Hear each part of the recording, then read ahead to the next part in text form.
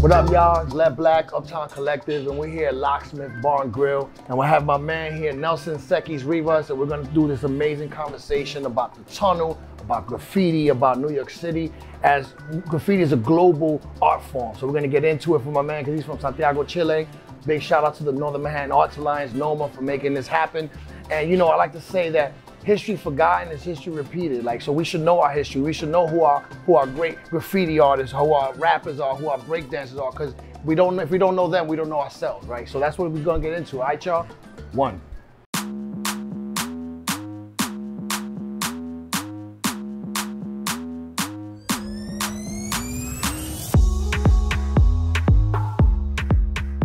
So we're gonna get right into it, people. So tell me, how did you get into graffiti? Because you didn't grow up here, you grew up in Santiago, Chile. How did you get into graffiti?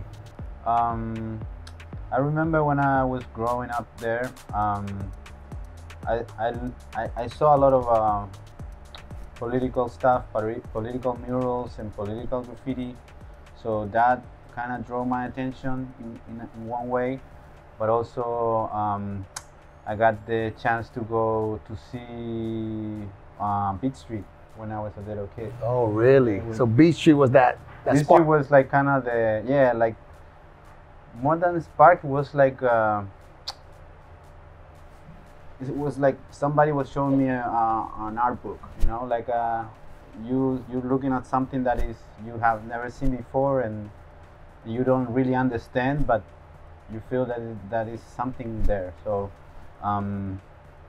when this movie came to, when the movie was, how you call it, like shown? Yeah, it was shown, and I think it changed the whole world in a way. You know? Right. So it was a total game changer for you. Yeah, for me it was, but I was too little. I was like 8 years old, 9 years old. I don't remember, but.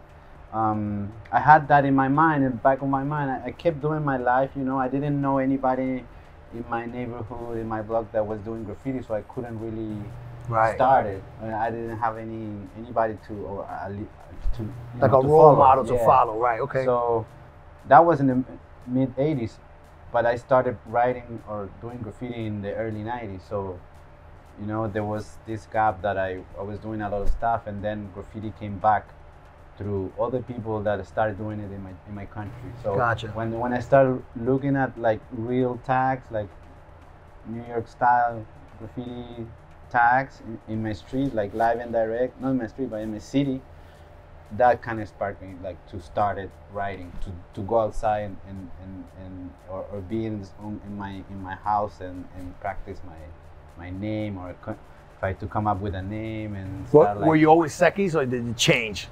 In the beginning it was dress, DRES, because Andres, so okay. Dress, but it didn't last too long. So, and then I changed Cekis because one of the first writers I saw in my city was Sick, S-I-C-K, and other guys. So I kind of made up a name based on these other names that I was seeing on the street. Right. I like some letters. I like the S or the E, the K. So I made up a name. Also Zephyr, like the old school. The old school, yeah. That was also like an inspiration. Oh, really? For me to start my name with a Z, because I saw his tag. I was like, oh, amazing. So tagging is probably the first thing that I really kind of discovered and then saw in real life. So that's kind of inspired me to start it. And it's funny, as you're talking, right, it made me think of like picking your name. There's power in that too, right? Like that. All right, I might have been born this, but this is who I am. And I think that's beautiful. And I think that's what graffiti does. And but talk about, you guys were coming the Pinochet dictatorship, right? Yeah. You were coming out of a harsh, brutal dictatorship, right? So graffiti really wasn't something you could do at the early days, right? It was not. You would get killed. You could get disappeared, right? Yeah. Graffiti wasn't there yet because it was too hard or too dangerous for people. But people still were painting us on the street, but doing like political messages and more like something that it kind of make more sense for the time that we were living. Right. So after that period kind of ended, a lot of people start coming coming back to Chile from Europe, that they were being expelled earlier. Ah, right. So the people that exiled came back. Came back with their kids that grew in Paris, in Berlin, and they saw in the United States. Right. They came with that information. They already were doing graffiti over there. And they were they were in the late '80s, you know. Right. So those people kind of influenced me, and yeah, it was based on this where we were living, because in the '80s was dictator, so we couldn't. People weren't painting graffiti regular like New York graffiti, but they were doing something. But right. Once everything changed in a way, it was more freedom in a way that they were. So we pick it up like I started like 92, 91, 92. All right, so in 1992, when you start writing, was there a scene, or it was just a few people doing that thing? This was a few people, people that were not from a city, but that were just new people that came. So I think that the first scene was created by us, with the new generation that kind of started and influenced by these other people. There were also like graffiti artists, or that were b-boys from the 80s that were like doing letters and names, and they were painting their jackets like right right. But the street wasn't, it wasn't on the street yet. Right, gotcha. Like in the hip-hop culture, maybe probably people were painting in their neighborhoods, but it wasn't really a scene yet. Like, so you guys were the first to actually create a scene there. Yeah, that's amazing. A scene because there were no like graffiti. So yeah, and like by mid-90s, the city was like bombed completely everywhere. Exactly. Right. Yeah, so we were like kind of 20 years behind. Right. Right. Happened in New York. We kind of skipped a lot of what happened before, like all these like letter. The different progressions, the styles. Right. We didn't have any of that, so we started from tagging to wild stuff, but it wasn't natural like here. It was more like influenced by magazines, books that from the outside, which makes sense, right? Which makes sense, of course. So and that helped also like create our own style or our own way, because we didn't know that much, so we started like improvising or like practicing our own letter styles, and we have some influences by Europe. I think a lot of Europe, because people were like, some of my good friends like Sick or other were like, they were already have hand styles, have like styles. So we were copying them, or copying what was happening in Paris. So we have a mix of different influences. So that's super interesting, right? So it wasn't just the New York graffiti. No. You were coming from all this global perspective already, which is pretty fascinating. Yeah, because New York graffiti kind of exploded and blew up. And I think the first people who started after New York was in Europe. So during the 80s, they evolved into their own like way to do graffiti in London. So everything was from different parts. And there's an evolution, right? Yeah. So yeah, that's it fascinating. Already evolved when it came to Chile. So we have to like see what works for you, right? And then you put your own touch on it, right? That's interesting. And it's funny because when I was a tagger, right? I couldn't do pieces, but I remember the feeling I had when I wrote graffiti, right? Like I would steal the can, right? So I would go steal the cans, you go rack up, and then you go bomb your hood. But it was such a feeling of freedom. Like I think the first time I felt freedom was with a spray can in my hand, and the feel like you're doing something illegal. How did it feel when you first started doing graffiti? Yeah, I think it's kind of the same in a way, that you feel powerful, and also that you start creating a connection within your own like neighborhood, and then you go out your neighborhood, you start bombing other neighborhoods, and now downtown.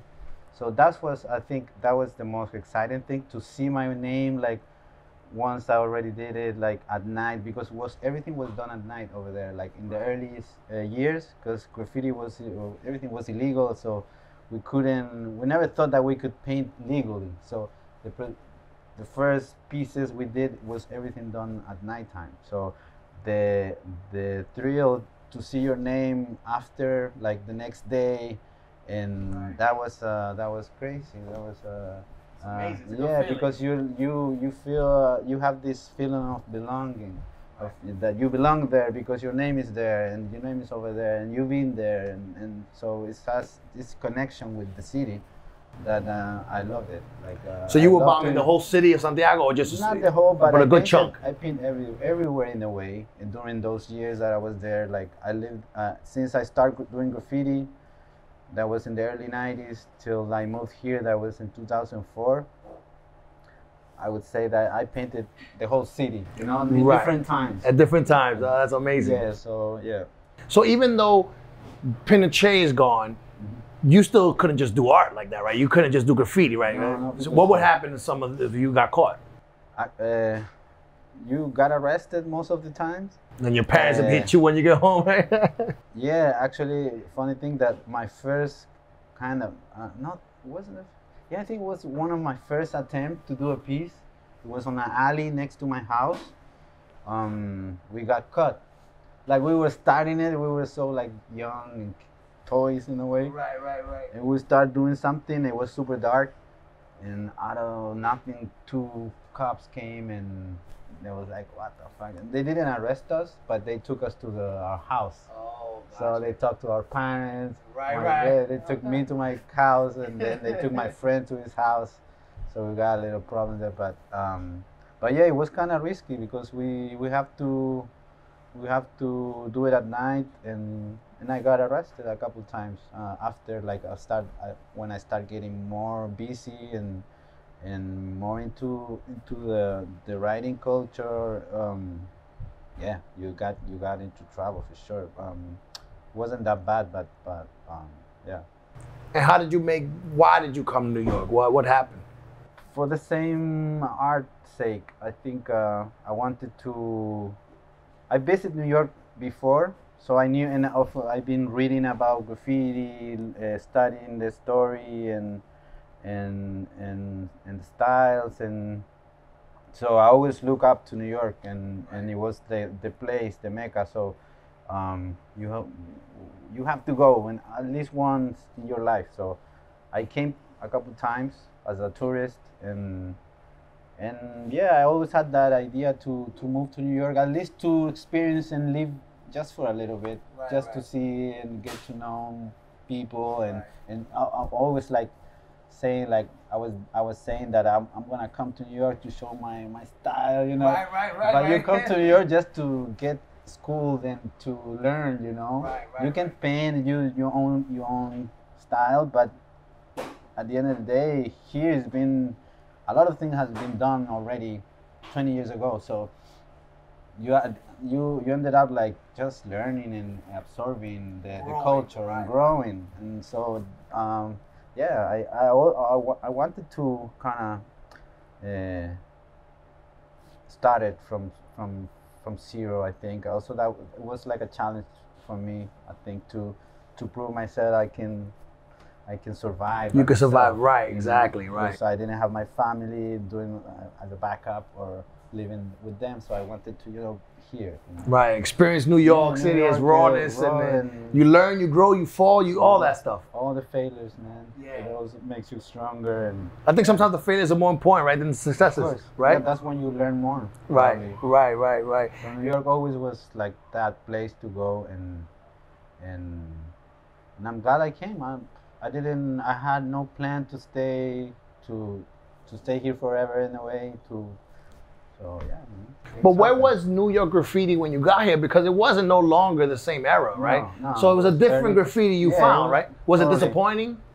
No, because I was already like kind of knew what I was going to see, because we had magazines, we had graffiti stores, and by the end of the last century, we already have the culture in Chile. It was well developed, right? Yeah, and it was solid. It was thousands of writers, graffiti artists. I myself, I started a graffiti store, hip hop graffiti store in Santiago in '98. Oh, dope. So we had so much info, all the books, so we knew kind of. You were on top of everything, right? Yeah, but at the same time, you need to be here to live it, and things don't work the same than in my country. Just to be able to paint a piece on a wall. In Chile, it's easy. Like you can go, you can bomb at daytime, or like doing graffiti. Or get a wall to do a nice mural, and probably people are gonna be happy and they're gonna support you. Like they're gonna let you paint, and they're gonna offer you food, you know. Right. So and here it's totally different, you know. It's hard to get walls, to get permission, and people don't care. Like they already, you know, it's been done, so it's nothing new. So right. So it's good in a way, you know. Like I knew what was happening, but at the same time I didn't know how things worked. So yeah, it took time to get used to and to learn the ways of New York, because New York is so like kind of classic. Everything is like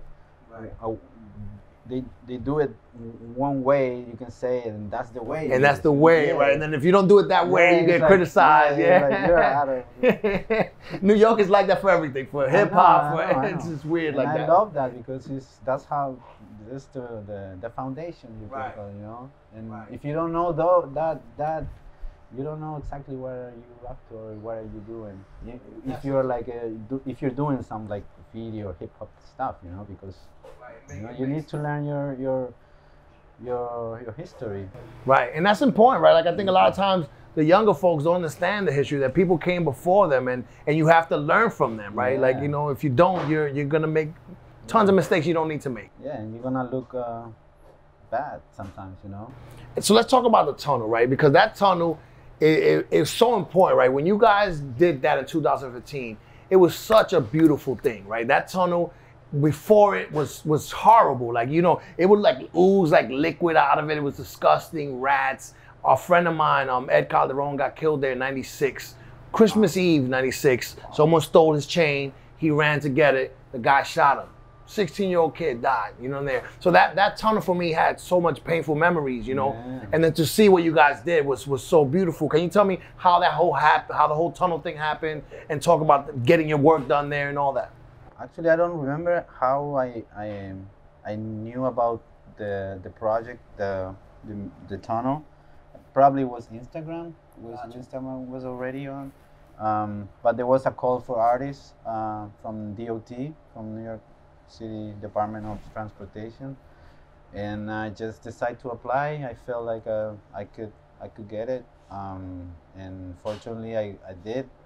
It was a great experience for me to be also like an honor to be selected by the city and among these other artists. So it felt great for me to be part of it. And then when I came to paint, I think I walked by the tunnel once before, but I was living in Sunset Park. I was living there forever since I moved to New York, so I wasn't very familiar with everything here. Mm-hmm. I remember I came in the year I came to New York. We did a mural on Dykeman, and with a crew that they invited me to kind of be part of it. So that was my experience with the Washington Heights community. So I had that before, and then when this project came out, I got selected. It felt like a big responsibility, you know. Right. It's a burden almost, right? Once I saw the tunnel in person, it was kind of stressing because it was a lot of space to cover. Right. In very short time. So you only had like a week, you said, to get it done or something? It was 1 week. And you have both sides, so it's a lot. Both sides, and that's the thing. I think when I applied or when I saw the guidelines, I didn't see that it was both sides. So I was expecting just to do a big long wall. When I got here, I was like, no, you gotta do the other side too. You know? Right. So it was more stressful, but yeah, we did. I have a couple assistants. I felt like I didn't expect, I didn't meet my expectations of what I really wanted to do, or like how I wanted to finish this piece, because it was too overwhelming for me. But I did my best in the way, and that's how it came out. But this was like a moment in my career that helped me to grow and for the following project. So it's very important, because after this project, I learned so much from how to approach to a big wall. If you have like not too much time, what is more important, how you lay out your design on the wall, what is better for this condition, you know? Right. Because proportions, sometimes you can get stuck in detail on small thing, and then you waste a lot of time. Right. And then you're running out of time to finish the rest. So that was very important, like in a way that, yeah, it changed my mind in a way that how should I do next. Right, so it was a learning experience. So you actually learn for the next things you do. That's amazing. Yeah, and then my plan was to do like the name of my piece, of my section was it's like a jungle sometimes. It's like a jungle sometimes. So, makes me wonder how I keep on going under. Because I had that connection with hip hop, so I wanted to make also this statement in my name, the name of the piece. Love that. So, but also that put like, okay, it has to look like a jungle, you know? Right. But it's so big that for me, it doesn't look like a jungle, but it's still like that was the purpose. Right. So, and I wanted to make that, point so people can relate to the name of that song, or the chorus of the song. Right, and it goes back to like Flash. Right. That's like the first record, like not the message is not the first hip hop record, but it's that record that you hit that you still remember. You know what I mean? Broken glass everywhere, right? Like it's so important. For me, it's one of the top hip hop songs of all time. Me too. I agree. It's so important, right? Yeah. And what's interesting though is that you say you didn't like it. I loved your piece. I saw it. I don't like it, but I don't feel you like felt you could have done better, right? Yeah. But I loved it. I thought it was a matter of timing and not really being able to manage it well, because I could have managed it better. But it was probably the first mural that this size of that I have to cover, but it's fine. Yeah, but I loved it. I thought it was great. Yeah. And you were saying before that coincidentally your career starts to take off right after, which is interesting, right? It wasn't like, it was like kind of, because I started traveling more. I started like, the next mural that I did after this is funny, because and it was part of this experience, because I already had like tickets to go back to Chile, like, so I have to finish the mural to take the plane and go back to Chile to do a mural on the side of a building. So this experience helped me to go to the next, and with a lot of experience and approach it in a different way. So the next drawing, or the next design I did for this mural, it was totally like based on this experience that happened to me, because and after that mural I started traveling more. So it was a learning experience, and it was And your art is now all over the world, right? Like, it's pretty amazing. Yeah, I've been traveling somewhere. Like I've been in Australia and Asia, Europe. Yeah, I still need to go. Yeah, there's more places to go. I go to Chile a lot, like for work. Right. How's the scene there now, graffiti? Still, it's bigger. Yeah. So they salute you when they see you, right? The new generations are, in a way, better than us, because they have other attitude, they have other like mentality, and they don't care as much as we did. Right. We were too concerned because we got that dictatorship on your back, kind of. You felt it, right? You always had scare of being, torture or whatever. Right. So people knew, young kids, they don't care. Right. And they start like, doing it bigger, better, more often. Right. So yeah, I'm happy for that, because graffiti has evolved and has grown in ways that I never thought in my country. You know? Right, right, right. And you helped to do that. That's pretty amazing that you played a pivotal role in creating that, man. Yeah, we did. We did, me and my friends. Yeah, we tried to do as much as possible, but now we see it, and we didn't do as much as we could. Right, right. Because you see the new kids, how much they do it. Right, right, right. They do it every day, kind of. Right. And they don't have money, and you don't understand how they paint like huge pieces, and they have to handle with nothing. Like, nothing. Like, wow. With bucket paints and a couple cans, and they can do, I mean, great, like huge pieces, you know. So that's wonderful. It's amazing. We learn a lot from that too. Like, that's pretty amazing. And then you've kind of made the transition from graffiti to fine art, right? Like, So how was that, making that transition? I think that was part of my New York experience, because I didn't come to New York just yet to turn into an artist or become like a contemporary painter or whatever.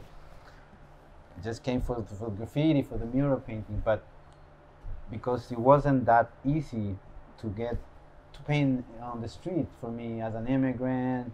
You know, you don't want to get into trouble. Right, you don't want to risk too much. Right. You heard that, you know, it's not that in Chile you can go outside and ask someone, you see that a wall that is already been tagged or is dirty, you can just start painting, and if the owner comes out and asks you, it's like, you're fixing. We can always talk though. Right. It's different. Yeah, it's different. So here I wasn't feeling that confidence because I'm not from here. So it's like I tried to get walls. I wasn't lucky. So I was painting more with people that were inviting me. It was. I think that's the reason I start painting more in the studio. Right. And start to evolve. And I also want. Then I started working as an assistant for different artists, like contemporary artists. So that also opened my mind in a way to what can I do? You know, right. What could I do? Because you learn a lot from helping other people, like especially people that are already like established and they are serious in their craft. So I think that made me like start working and put a lot of time and thinking and more like trying to discover myself to come up with something that is original. Right. Because graffiti, you can be original graffiti, but at the same time still it's like a tradition. So you can't go dark. You can't stray too far from it. Right. You Makes sense. You have to have style. You have to have you have to be solid on whatever you do. Even if you're just tagging, you have to have Right. So yeah, start like working more on the inside, indoors, canvases, and that helped me a lot because that all those years I was like I started renting a studio, tried to become an artist, with always not like I kept painting outside, like I never stopped, but I think the work that or the time that I put inside the studio helped me to evolve my painting and then go back outside and do a mural with all these like elements. Yeah, elements or things that I was developing in my studio. Oh, that's amazing. So I came out with a new way of painting or a new way of saying things, you know. Right. But it took a long time. It took like it wasn't years. overnight, right? No, it was 10, 8 years. So as an artist, right, when you do these beautiful works and someone comes and tags it up, because as a bystander, I was so mad that within weeks, you know, it was harmed or maimed or tarnished, because now it looks horrible, you know what I mean? So how does it feel as an artist to see your work tarnished in that way? Yeah, it feels terrible. It's a lot of frustration and rage, but yeah, because I've been painting a lot of years out in the street already, so I knew that this could happen well, this can happen anytime, and and I kind of understand it because kids nowadays are before too they needs attention or Right. and they don't know what they're doing. They most of the people that go over a mural is because you either hate like mural painting or you don't know about the history of graffiti, you know. Right, right. So, and it's not their fault in a way because the graffiti in New York is always been seen as a crime, you know. Right. It's not taught at school, you know. When graffiti is an art form, it's a culture that it should be taught at school because it's part of the city. It's part Right, of especially here, right? yeah, Yeah, it's you're the right. history of New York, but because it has that side that is kind of, you know, illegal Right. and Has a stigma. it has that stigma, and people on a higher level, they don't want to recognize that because they never lived it, you know. Right. So I'm hoping that our generation, or that when we in charge, we're gonna change things because graffiti has to be recognized, has to be taught because kids need to learn the history of the neighborhoods and Right. how things evolved because it was natural, it was organic, it wasn't planned. Right, It right. was, the city created graffiti because people were Right. you know were living in an apartment. You Right. have to be outside to be happy, to be not happy, Right. but to hang out, to have space to express yourself. So To say I'm here, that I yeah. matter. So of course, graffiti had to start in New York because Right. New York kind of has that. It's that the Mecca. conditions, Right, the right. Conditions to they create. New York created the conditions for graffiti to be born. That's And fascinating, right? That you The these- subways, the you subways know. and the poor people, and it caused them to. That's a really fascinating argument that the conditions Yeah. created the graffiti. That's why it's so unfair to just look at graffiti as a bad thing and be scared of what is gonna happen after. And it's just paint, you know. It's Right. Even if you do a tag over a car, whatever, yeah, that's kind of hard. But you gotta go on a wall without Right. permission. Right, right, right. Come on, you're not like You're not a killing- criminal, right? Yeah, you're not a criminal. You just like need to learn maybe where it's better to paint or where it's better to bomb. Of course, you don't. There's some places that, yeah, it could be considered really bad to bomb, you know, on a church or whatever. But those things people don't know, so that has to be taught and has to be, you know. Right. That makes that lots of information. right. Or create spaces where people can do that, right? Yeah, or create a park where you Right. can have walls that you can go and paint and Makes sense. there's nothing like that. You have to do it on your own and find your own ways and your own information. So it's harder for kids that they don't have that info.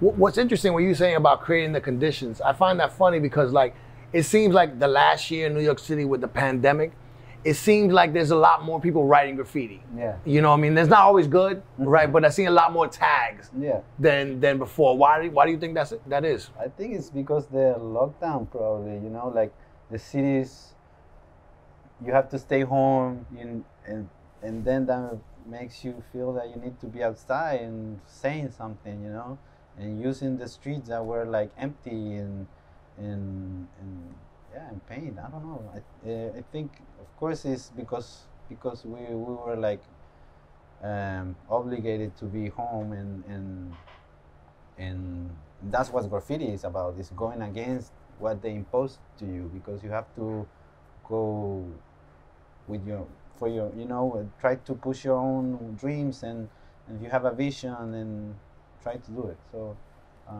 I think the pandemic kind of help people to go to try to go out and paint more because yeah, it was an empty or blank canvas in a way. No, there were probably less cops, there were less security and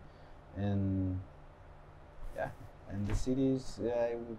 In my case, for me, from my perspective, I think we have to use the city, you know, even more if you don't have too much space at home where you can express yourself or where you can feel like free. You have to be on the street, and the city has to provide those means for people to express, you know, themselves. Right, that makes sense. Now, so like we're talking about graffiti being global, since you've been all over the world, who you think has like the best, most exciting graffiti scene? It's hard to know. It's yeah, I think I would always say Chile. Rep it's Chile, not because right? I'm Chilean, because I seen the progression, I seen how things work there. But also, you know, like Brazil. Brazil has a huge. Brazil has other type of graffiti besides the classic graffiti, but also has his own graffiti that it was kind of contemporary with what's happening. In Really? Wow, I didn't know that. Yes. Well, it was a little late, but it was in the 80s. Just But it start like developed early. writing. Right. They start writing, but with a totally different style, like more like a rock. You know, the old rock bands. With Right, right. All the styles that they were doing letters. Right, right. With arrows. I don't know. I remember, but more like. So they start developing in their own way to do it, and yeah. So Brazil is super interesting because it has different styles, and that one is very unique. It's called Pichação. Oh, okay. And they climb buildings like kind of Superman, and then they go over like top to bottom buildings like 20 feet, 20 Wow. floor, you know. Wow. And people fall and die, and it's mostly like kids that are from favelas, you know. From the poor neighborhoods, Yeah, right, yeah. right. It's And pretty that's- fascinating. They find this outlet to, you know, the Express same as themselves. graffiti. Right, you know, when right. you're lacking of resources, or you're lacking of attention, or whatever you're lacking of at your house, people tend to go outside to do something, you know, to compensate. So that's why graffiti is important too. You know? So what would you say to that new graffiti artist, wherever in the world, starting up? What would you tell him now that you've been through, you know, the whole thing? Yeah, What would you say? To try to do your research and learn from the older generations, and try to know the history of what you're doing. It's the same on everything, I think, because if you're an artist, if you're not necessarily graffiti, you're just an artist, you need to learn about art history, because otherwise you think you're doing something that is fresh or new, and probably it's been done before, you know, and if you'd known that, maybe you wouldn't done that, you know. Right, So- right. If you knew better, you do better, right? Yeah, so I like think that. it's a lot of sharing too, like, yeah, like when like the older generation also has to pass the info to the new one, so pass on the information, and as I said before, the city and the state or whatever, it also has to like recognize it. But kids have to have to keep pushing and take your time. It's not like to be, because a lot of people start writing graffiti or to gain notoriety in their place, or to feel stronger, but they don't know how much or how is the best way to do that. They want it now. They want to go. That's why they go over people too, because they when you I experienced that when I was starting writing, that I wanted to put my tag next to this piece, because you know somebody's gonna take a picture of that piece and my tag is gonna be on the next. Right, right, right, so right. You got that little.